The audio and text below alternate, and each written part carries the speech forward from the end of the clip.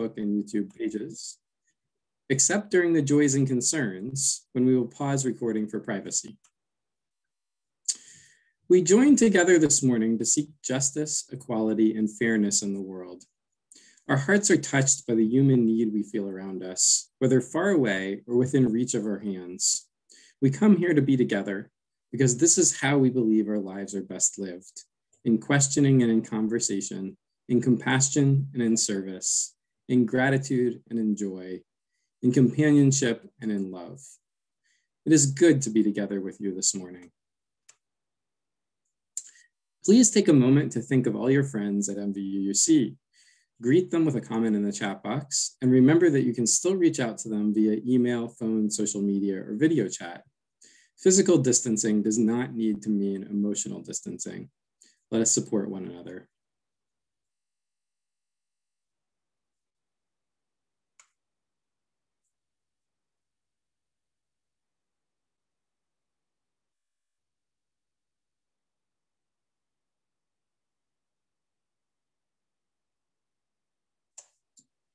I don't have the bowl to ring, but just imagine I'm ringing our little bowl. Okay. Visitors, as we are a diverse group with varying interests and beliefs, our services are varied in format, tone, and topic. We encourage you to attend or view several services to gain a good understanding of our congregation. If you'd like to receive our weekly email newsletter, please email us at news@mvuuc.org, which is in the chat. MVUUC remains committed to supporting our members and friends as we continue to work through this time of social distancing. For that reason, we are coordinating assistance with groceries, phone calls, and other needs. If this sounds like something that would be helpful to you, please send an email to sac@mvuuc.org with your name and what kind of assistance you would like to request. And that's in the chat as well. Now is the time for announcements. Announcements can be sent ahead of time to news@mvuuc.org to be read. If you're attending via Zoom, you can raise your hand by clicking the raise hand button in the reactions tab at the bottom right of the Zoom window. Then we'll announce your name and turn on your mic and camera so you can make your announcement yourself. John, are there any announcements via email or Zoom?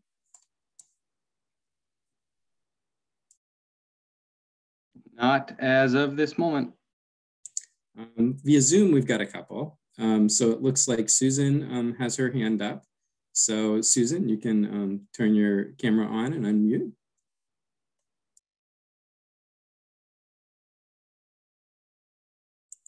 You're still muted, Susan.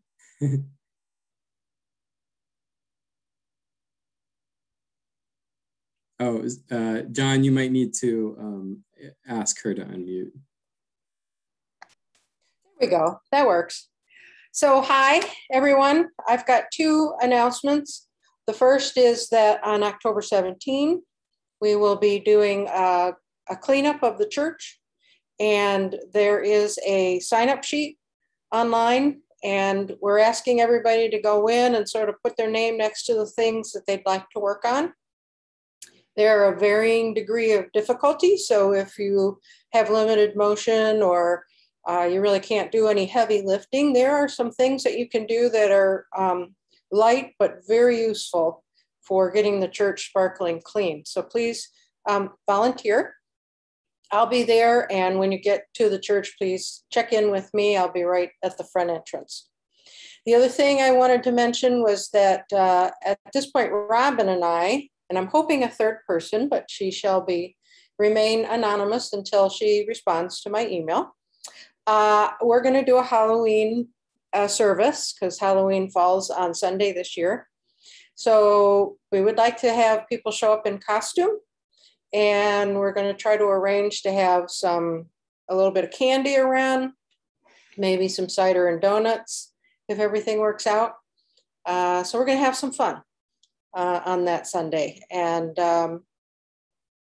that's all I have at this point. That's great. Thanks, Susan. Okay. Looks like we had another person with their hand up, but not anymore. So are there any other announcements? Okay, so the chalice will be lit today by John Schutze. John, I don't know if you can turn on your camera.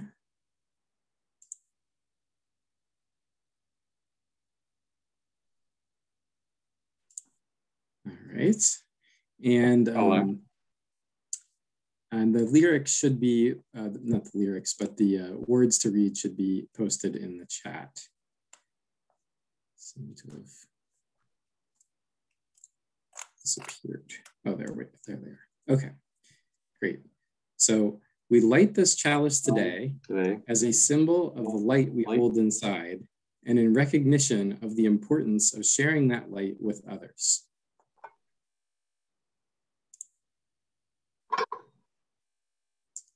Thank you. And now it'll probably take John a second, but we're going to have our first musical piece. It is Sam Cooke's A Change Is Gonna Come.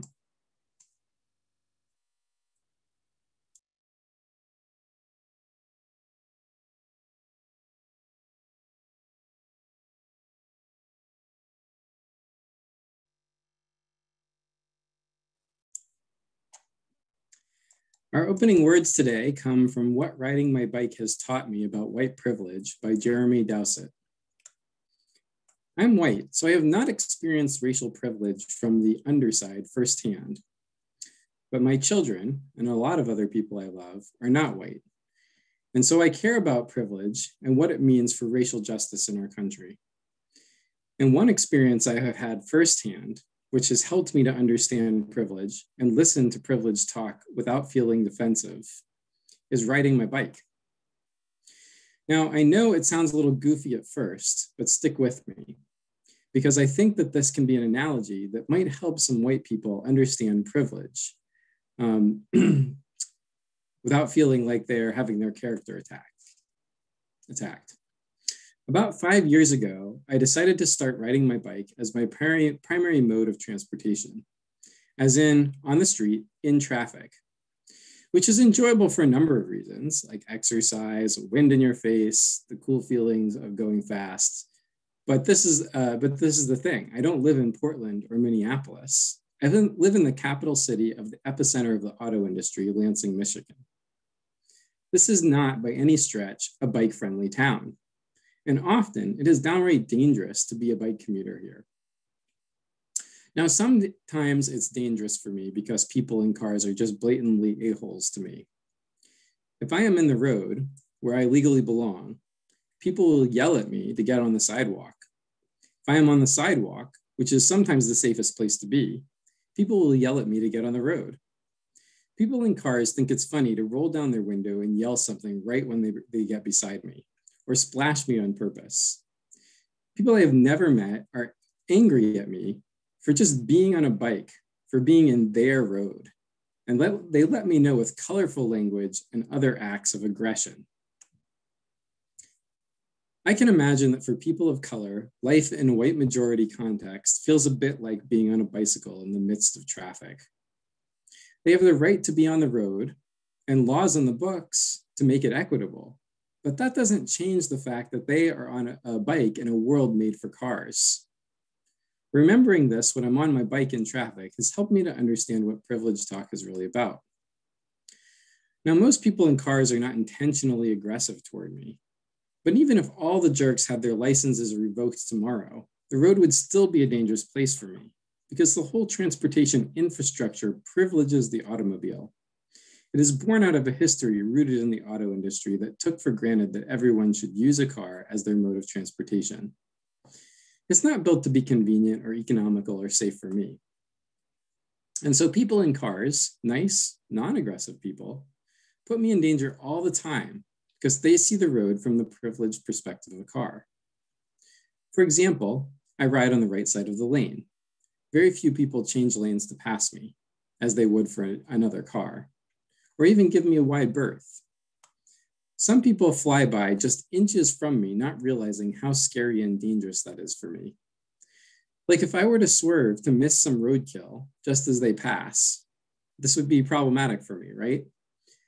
These non-aggressive close passers don't realize that a pothole or a buildup of gravel or a broken bottle which they haven't given me enough room to avoid, and which they don't even have to be aware of, could send me flying from my bike or cost me a bent rim or a flat tire. So the semi-driver who rushes past throwing gravel in my face in his hot wake isn't necessarily a bad guy. He could be sitting in his cab listening to Christian radio and thinking about nice things he can do for his wife. But the fact that the system allows him to do those things instead of being mindful of me is a privilege he has that I don't. I have to be hyper aware of him. This is what privilege is about. Like drivers, nice, non-aggressive white people can move in the world without thinking about the potholes or the gravel that people of color have to navigate, or how things that they do, not intending to hurt or endanger anyone, might actually be making life more difficult or more dangerous for a person of color. Nice, non-aggressive drivers that don't do anything at all to endanger me are still privileged to pull out of their driveway each morning and know that there are roads that go all the way to their destination.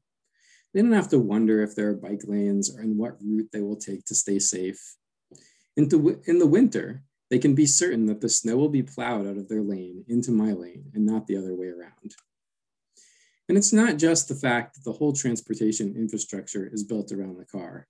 It's the law, which is poorly enforced when cyclists are hit by cars. The fact that gas is subsidized by the government and bike tires aren't, and just the general mindset of a culture that is in love with cars after 100 years of propaganda and still thinks that bikes are toys for kids and triathletes.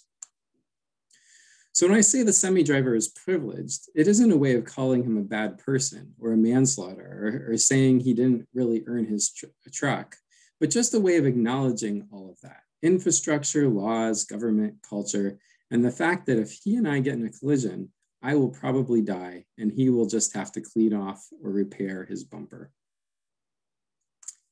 Pretty interesting, powerful analogy, I think. So today, so this is not the person's words anymore, these are mine. Today, I have the pleasure of introducing Dr. Lisa Hanasono, an associate professor in the School of Media and Communication at BGSU. Her research focuses on the ways that people communicate and cope with prejudice, discrimination, and stereotypes. Today, she will be presenting a reflection entitled Speaking Out and Calling In. Please join me in welcoming Dr. Hanasono.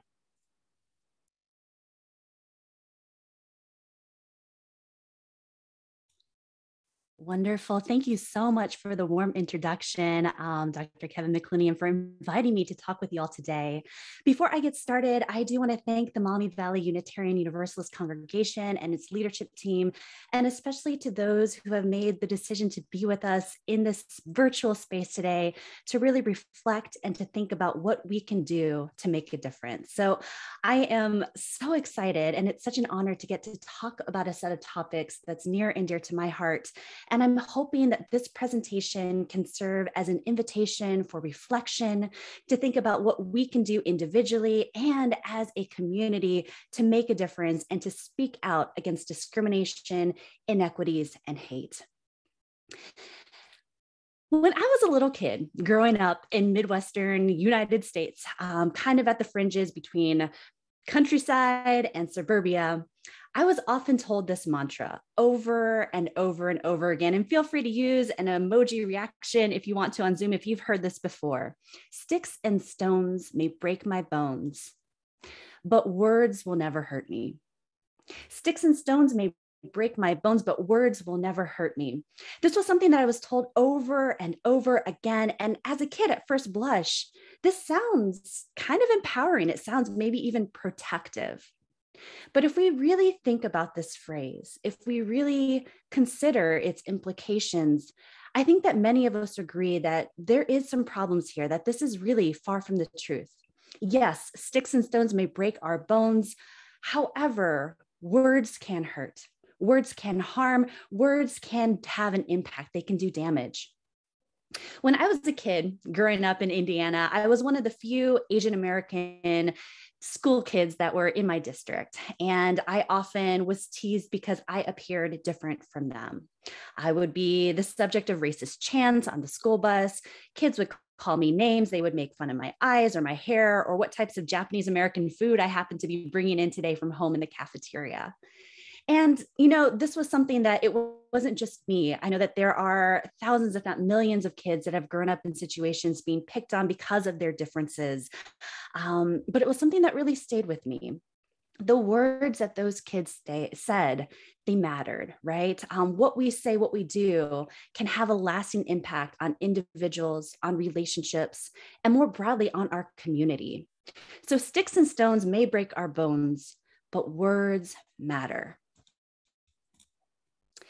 Looking back, one of the things that really stays with me, perhaps the most, as this has been a minute since this all happened when I was a kid, was the silence, right?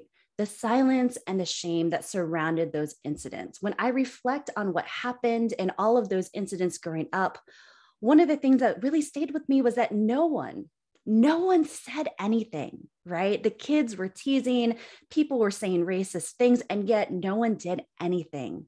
The bus driver didn't stop anything. The teachers didn't say anything. My classmates didn't speak up. And so I was left in silence. I was left alone. And in some ways that really, really precipitated a sense of shame, this silence. So in many ways, silence can speak volumes. It got to the point where there was so much shame that I decided that maybe I just shouldn't talk about it, right? So as a kid, I kept my head down. I didn't say anything. I didn't even tell my parents and the people who I was closest to about what was happening at school, because I was ashamed. And because if people who witnessed it weren't going to say anything, why would anyone else speak up? An important takeaway is that sometimes it's not just those who are being targeted because of their differences. Sometimes it's the everyday people who happen to be in that space, the bystanders who can act, who can break that silence, and who can make a positive difference. And I think that's something that's really powerful, that all of us could potentially be in positions of making a difference as bystanders, both here and now and in the years to come. So what I'm going to talk about today with you all is this notion of bystander intervention. We're going to talk about speaking out, what it is and how, and some different ways that you can actually make a difference and engage.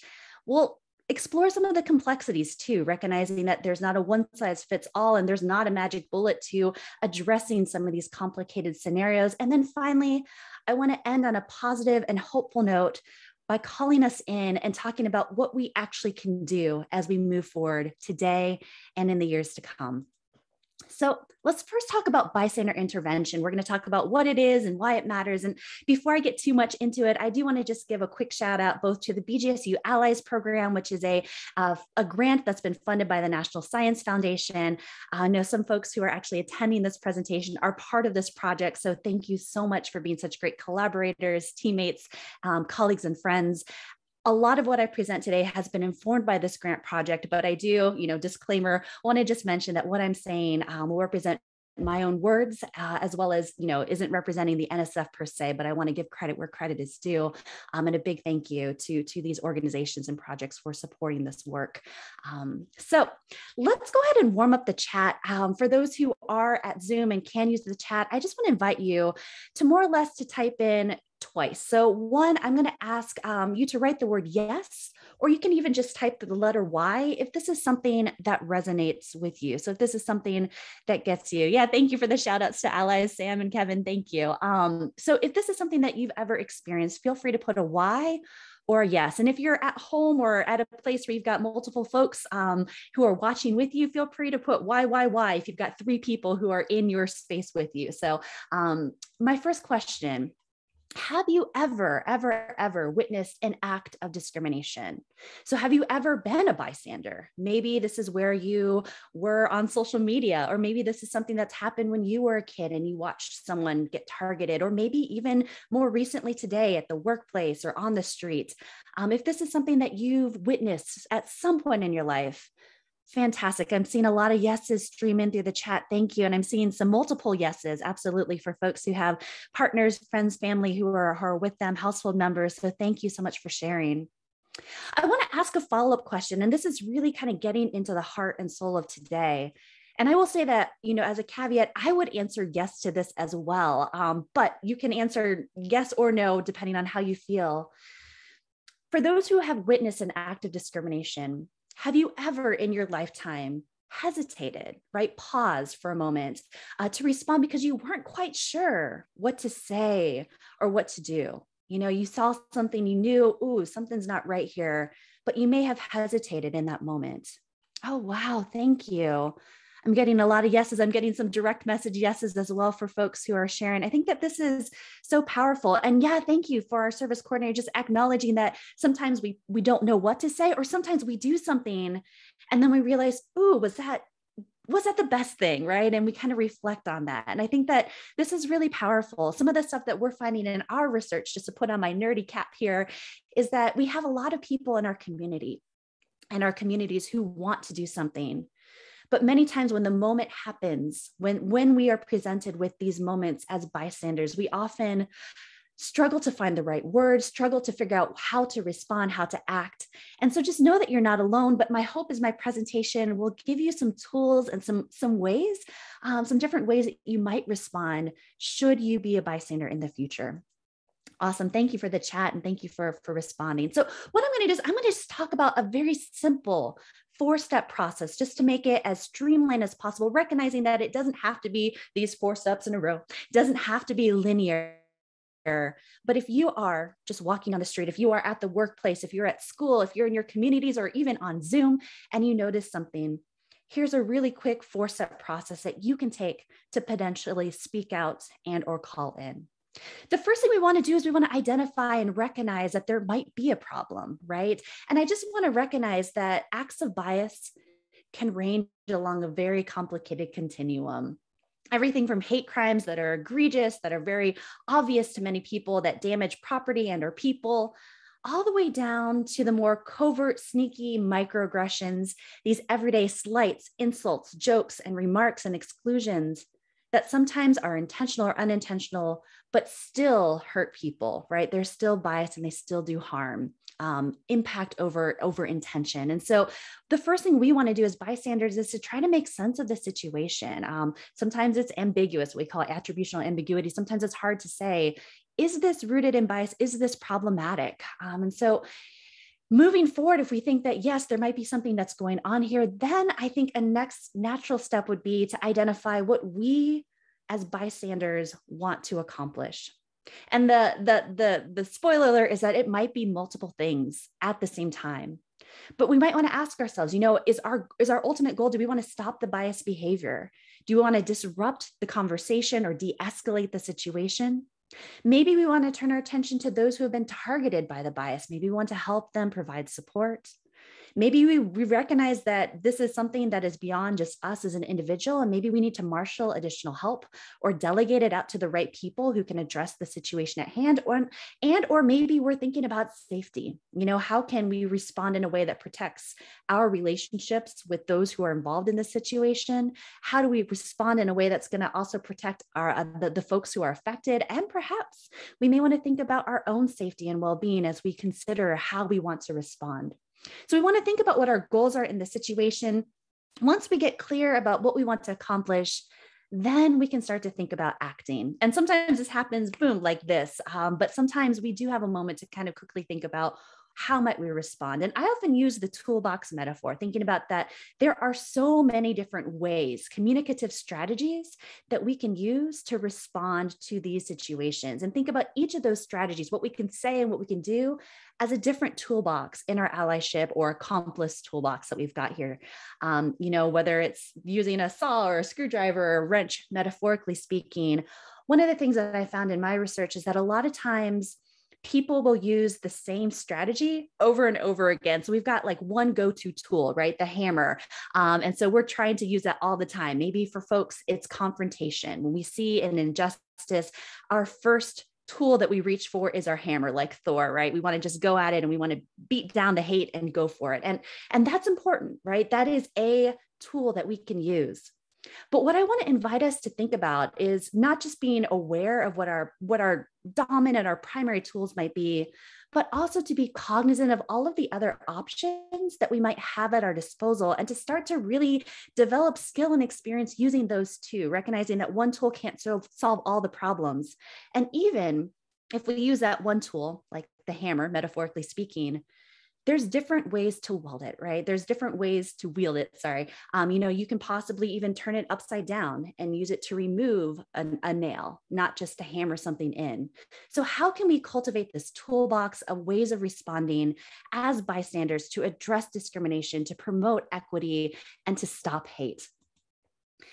I'm drawing from the literature from our BGSU Allies work, as well as some of the more recent work that's been done by a nonprofit group called Holla Back, and they do a lot of great work and workshops related to bystander intervention. And this is where I just wanted to kind of unpack some of the different tools that you might use. And what I want to invite you to do as you watch this and listen and engage in this moment is to maybe identify what's your go-to tool, right? What's your go-to strategy? And make a note of that just so that you're aware. And think about how you might be able to use that differently. In addition, as I go through these 6 particular strategies, I want to invite you to just pick one more, just one more, and think about how you might integrate that into your toolbox, into your everyday ways of responding and supporting justice.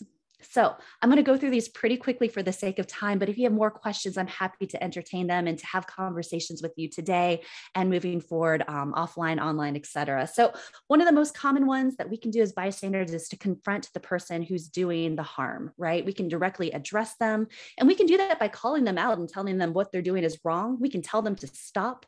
We can also ask them questions and say, oh, what did you mean by that, right? Or let's pause for a second. And let's address this, right? So addressing the perpetrators, trying to stop the discrimination. But we don't have to exhibit and charge all of our energy just to the perpetrator. We can also think about how we can provide support to those who have been harmed and impacted by the bias, right? Can we provide support? And support can look in a variety of ways: words of comfort, advice, information, connect them with folks. Do they need resources, tangible goods, et cetera? What would be helpful in this moment and later? We can also delegate. So we can ask for additional help. We can get people who are institutionally powered and positioned to make particular types of change. We can ask for help from our friends to address a particular situation together so that you don't have to go in at it by yourself. For some people, documentation might be really important, especially given the particular nuances of the situation. And by documentation, this could be something as simple as recording it on your device or by writing something down as an eyewitness afterwards, so there's some record and some affirmation of what happened. I did put a caveat here, an asterisk next to the record the incident, because I want to make sure that for those who are recording, to be really thoughtful about what you do with that data afterwards. There are some times where someone is targeted or hurt, and then that stuff goes viral, and the person who's been targeted ends up getting doubly hurt, right? So sometimes if you've got that record, talk with the person or persons who's been harmed and ask them what they want with that particular information, right? Being really thoughtful about what we do with our documentation. Sometimes we have to delay. And while this can be really problematic, right? Because if there's silence in that moment and no one says anything, and then, 10 days later, someone circles back and is like, oh, that thing that happened 10 days ago, I'm against that, then sometimes the targets are like, well, why didn't you say anything in that moment? But I do want to acknowledge that sometimes things are so heated that responding in that moment might not be safe, right? And also, even if we do respond in that moment, sometimes we want to delay and also circle back and follow up, right? It's not a one and done solution that maybe responding in that moment is important, but later on we want to circle back and address it with the target, address it with perpetrators, et cetera. And then finally, I want to make sure that we emphasize this notion of structural changes. Bystanders, we can respond in these interpersonal conversations and incidents. However, we also want to think about what we can do, and I mean that we, both you individually, but us together, what we can do to change organizations, to change laws and expectations and norms that really allow a lot of these biases and discrimination and hate to fester. What types of policies, what types of procedures might we shift that will allow us to be in a more equitable, a more inclusive, and a more empowering type of world that we want to be in. So again, I want to invite you to think about, what is your typical bystander response, if any? and think about what is one additional strategy that you might want to include. And recognizing this is not exhaustive, folks, you're welcome to identify additional things that go beyond this constellation. So if there's another tool that I haven't mentioned right now, feel free to jot that down or make a mental note in your head and take that with you as you move forward.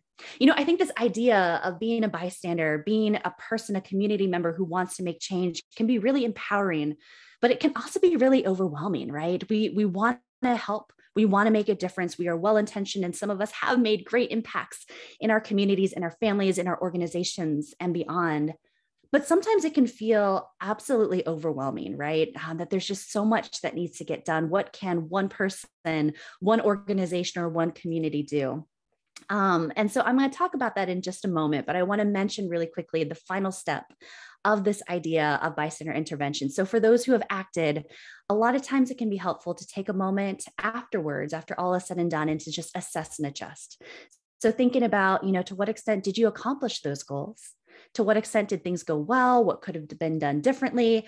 And also to think about moving forward, what else might I do? And with whom can I work with to make that change? And I think a lot of people in this space today on our Zoom room and those who might be tuning in later, these are some of our folks, right, who are going to work with us to make a difference. So like I said, this can be complicated. And if this was an easy process, we probably wouldn't need a presentation on it, right? If this is an easy process, the world would be a very different place. So I just want to acknowledge that, we want to be empowered, we want to make a difference, but to also note that it is complicated. Each scenario is different. The relationships are different. The power and privilege that we bring into a situation is different. And that it can incur some costs and risks, right? Things can backfire. There can be personal and or other types of harm that can come from trying to make a difference. And sometimes these things can take time. I've been doing workshops on bystander intervention for years now. And I remember really vividly in my mind that there was a young woman who attended a workshop of mine. I think this was in 2018. And she came up and talked with me afterwards. We had a really deep conversation about a family member of hers who was very, very prejudiced. And she wanted to make a difference. We talked about strategies, et cetera. And off she went. And she checked in with me about a month later and said, she had some conversations and she was noticing a little bit difference, but her family member continued to just kind of not want to move the dial one way or another. And, part of this is that it's not instantaneous. It's not gratuitous. It's not just instant, immediate change necessarily. One thing that was really cool is just last week, I got a text message from her and she told me this story. And for the sake of time, I'll keep it really short, but essentially there has been monumental shifts in terms of her family member, in terms of their biases and their actions. And now their family member is starting to learn about anti-racist work and is starting to do some of the on-the-ground intervention stuff that they had once both dismissed, but also disparaged. And so sometimes things can take time, and to just not give up. This is an ongoing thing. It's not a one and done effort that sometimes it's definitely worth it, but sometimes it can take a process. So the final thing I want to do today, recognizing that we can't do all of the things, but as individuals, we can do something. As a congregation, we can do something. As a community, we can make a difference. And so I want to call us all in as we move forward through our day, through our week, through our lives, to really think about some things that we can do to make a difference. You don't have to do all of these things, but if you're wondering what are my next steps, here are some things we can do. Number one, we can educate ourselves. It's a process. It's a lifelong adventure in terms of understanding, learning, keeping an open mind, understanding the histories of minoritized people and groups, understanding the language, understanding how things change over time, trying to do no harm, reflecting upon our own positions and our own actions, and thinking about how we can try to minimize and or stop the harm that we might do inadvertently ourselves. Number three, being cognizant of labor. And this is one that's often not talked about as much, but sometimes, especially those who are minoritized, they're asked questions and they're asked to do a lot of labor, both emotional and otherwise, when in reality, some of those questions could just be as easily Googled or answered, that they're very much readily available. So whenever you have some of these questions, one of the things I would love to do is just to invite you to do some of your own research and to see if that information is available. And if it's not, or if you want to have great, deep conversations, to go ahead and do it. This is not to say don't, but to also be just really cognizant of some of the labor that some folks, especially activists, are doing, and to hold that space for them. We can speak out against discrimination. We can be active bystanders, or upstanders, as sometimes people call them. And we can also call folks in from our own families, our own communities, our own organizations, and try to work together to make change. The final thing I want to do is I want to just remind us very gently that we also want to think about sustaining ourselves and our community. This kind of work is hard. It is so important, but it is something that can be requiring a lot of resources, emotionally, cognitive, physically, everything. And so I want to encourage you to continue to sustain yourselves, to take care of yourself, but also to take care of each other as we do this work. So I want to end today by just saying together we can make a difference, and to thank you so much for your attention, for your engagement, for your commitment, and for the wonderful your work that we are all doing, that you're doing in our community and beyond. Thanks so much.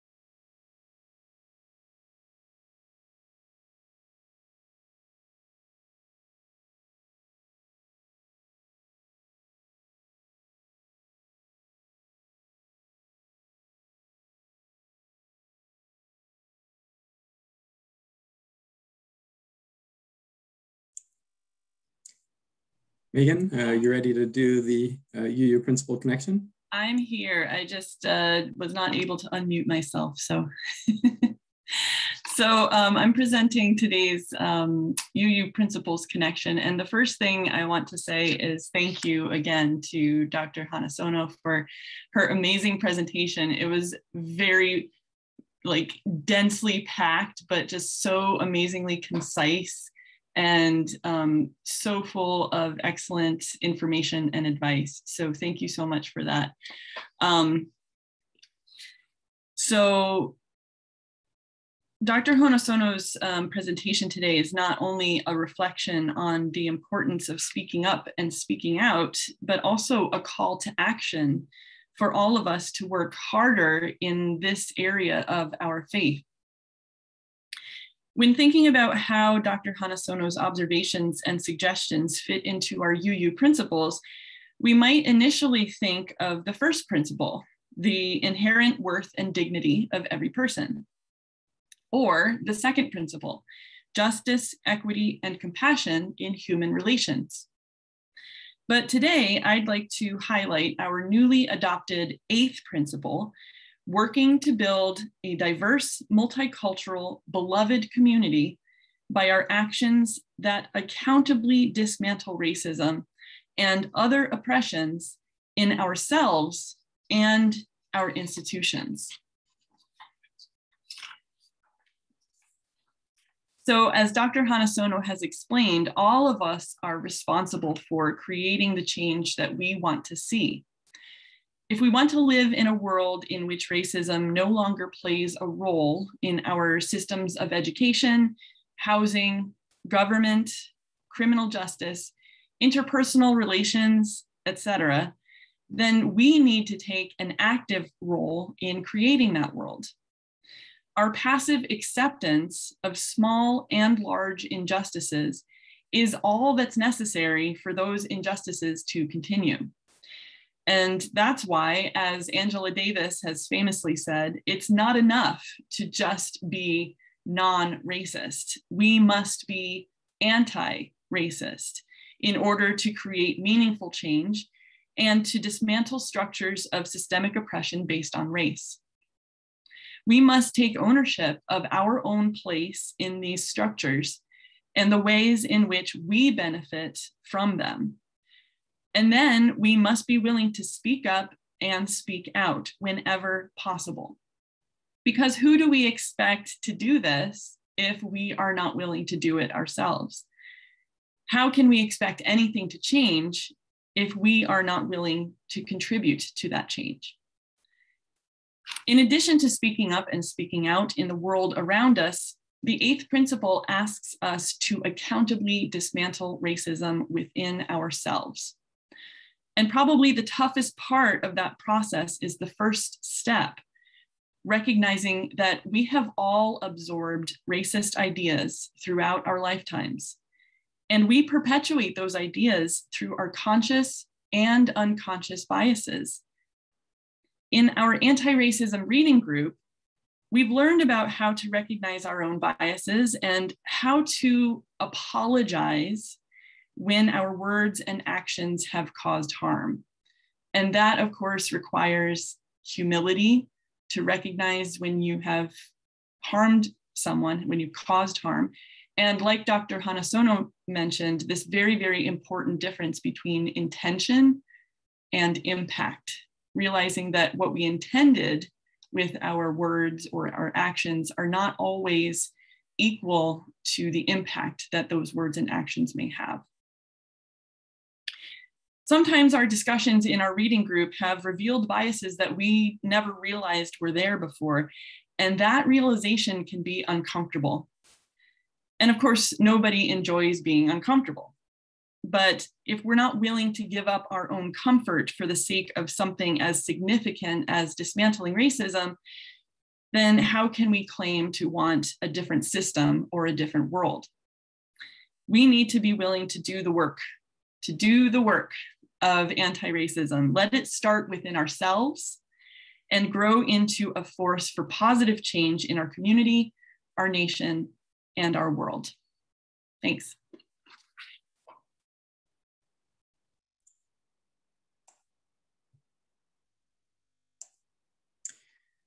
Thank you, Megan. Now more than ever, we are counting on your pledge payments and donations to help sustain and strengthen this congregation that is so important to all of us, supporting our efforts to be a community of love, truth, justice, and service. Please click on the link in the chat box or scan the QR code, and be sure to select the correct designation on the drop-down box when you donate. Thank you. And we will have a brief moment of silence during this.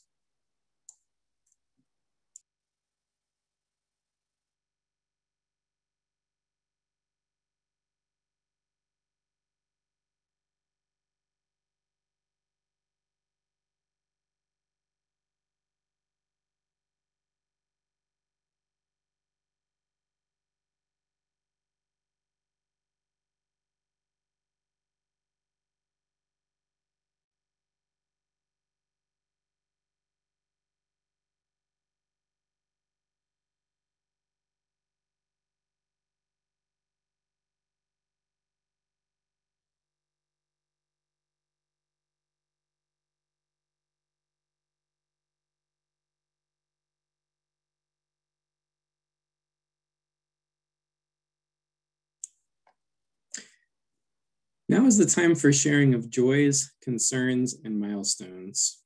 John, please stop the recording at this time.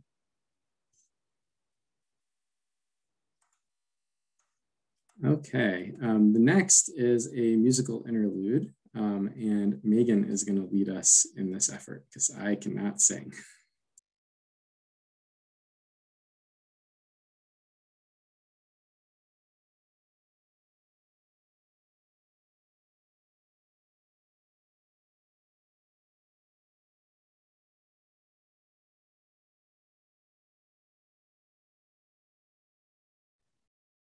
Okay, here I am.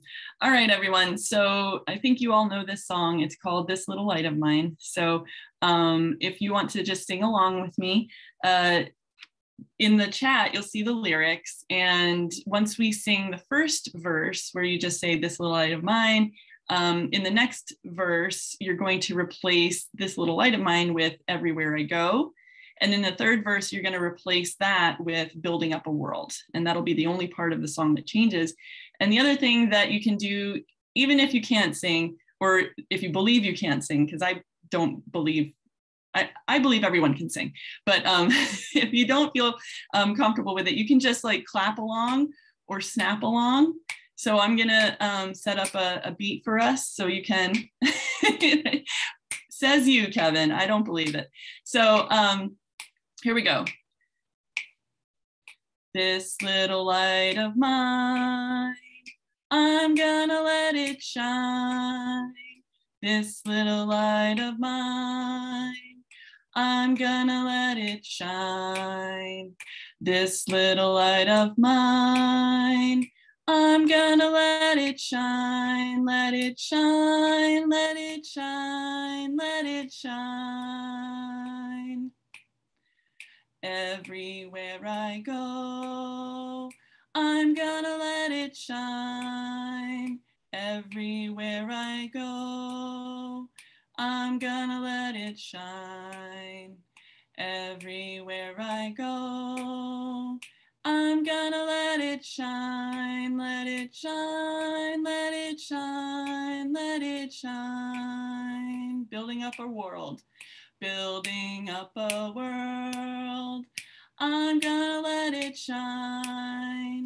Building up a world, I'm gonna let it shine. Building up a world, I'm gonna let it shine, let it shine, let it shine, let it shine. Thank you, Megan. The closing words for today come from Sharif Abdullah in his book, Creating a World That Works for All. I'll mention that this book is now 20 years old, but it's all about inclusivity. All beings, all things are one. Our lives are inextricably linked one to another. Because of this, we cannot wage war against anything or anyone without waging war against ourselves. Therefore, we are obliged to treat all beings the way we want to be treated. There are no enemies. All beings are expressions of the sacred and must be treated as such. Some beings cause pain to others. This does not mean they are enemies. Some beings are food for others. This is all the more reason to treat them as sacred. Once we understand that we are interconnected, we have the responsibility to create a world that works for all. With this as our goal, the next question is obvious. How do we achieve it? How do we avoid sinking into despair or cynicism? And how do we avoid dabbling in utopian fantasies or engaging in pie-in-the-sky religiosity? In fact, we can change this world right now by shifting our consciousness and our values from the foundation of exclusivity to one of inclusivity. This shift in consciousness is the core of the world's major religions. The essence of the moral code they urge upon us is inclusivity. For example, here are some quotes. What is hateful to you, do not do to others, from Rabbi Hillel. Do not hurt others with that which hurts yourself, Buddha. Do unto others whatever you would have them do unto you, Jesus. None of you is a believer until you love for your neighbor what you love for yourself, Muhammad. Considering the clarity, simplicity, and consistency of these statements, one has to wonder what it is about the message of inclusivity that makes it nearly impossible for people to either comprehend or implement. Why are there Jews, Buddhists, Christians, Muslims, and many others around the world who are killing their fellow men and women when their traditions call for peace, nonviolence, and inclusivity?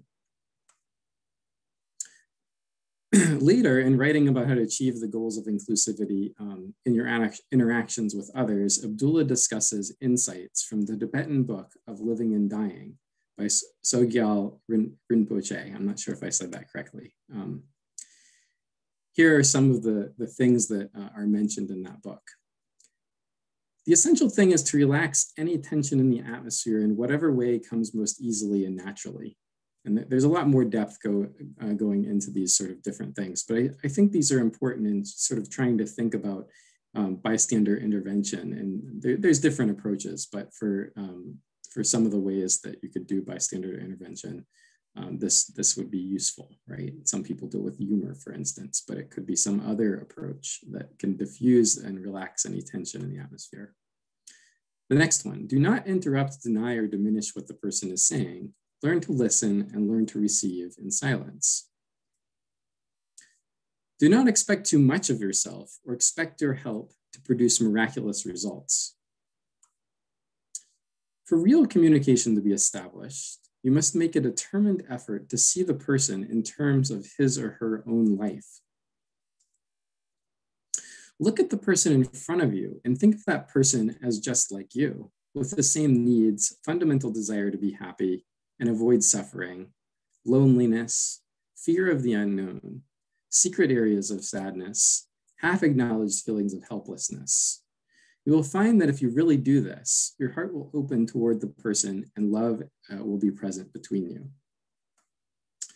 And I'll just make a side note here that Abdullah in another area talks about how he tried to do this even in some of his interactions with a group of skinheads. And as a Black man, that was a very uncomfortable situation for him to be in. And so it's, this is a challenging thing to do. But to me, Rinpoche and Abdullah are expressing the heart of what it means to call in.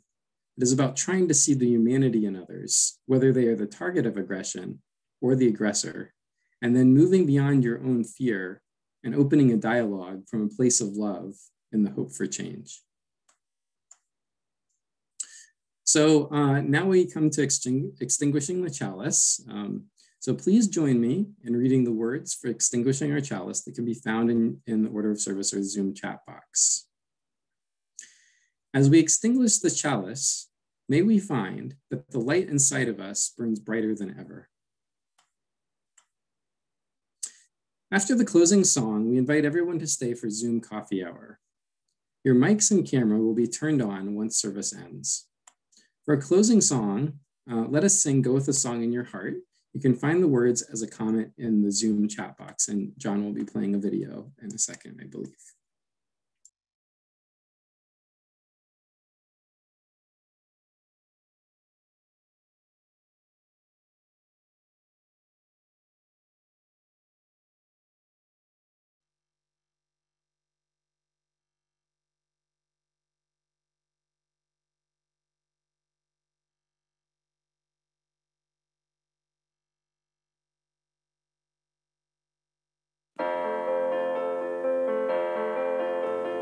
Go with a song in your heart. Go with music in your soul. Leave with the memory of a melody. Go with a song in your heart. Go with a song in your heart. Now until we meet again. The joy of music is our gift to you. Go with a song in your heart. Leave with the memory of a melody. Go with a song. Go with a song. Go with a song in your heart.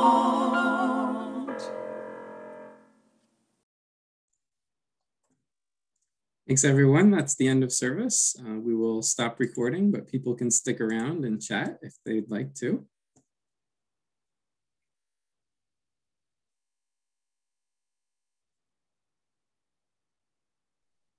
Feel free to turn on your microphones and cameras. I'm Trying to get that set. Yeah, I'll change the settings, or one of us can. I'm trying.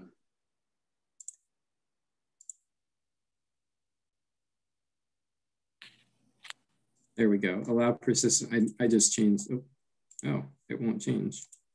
There. Okay, now it's on. Okay, I think I had changed it and then you changed it. Oh, good. Sorry. Okay.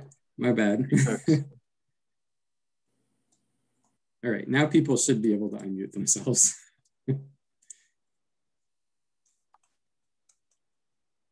Yeah, we can stop the recording too. Yeah.